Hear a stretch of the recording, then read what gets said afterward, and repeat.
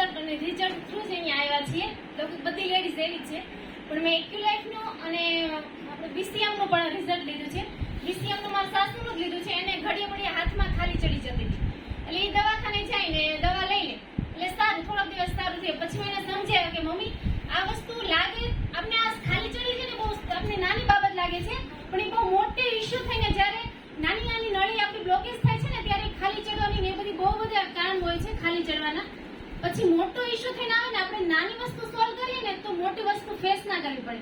મેં એને ખાલી એક ઓમેગા અને થેરાપી હાથ રાખીને એ થેરાપી લેતા હતા. અત્યારે એને ક્યારેય પણ ખાલી નથી ચડતી. લાગે કે આપણે નાની પ્રોબ્લેમ સોલ્વ કરી છે પણ એ નાની નથી. આગળ જતા એને નાનોથી મોટો કોઈ પણ એટેક પણ આવી શકે.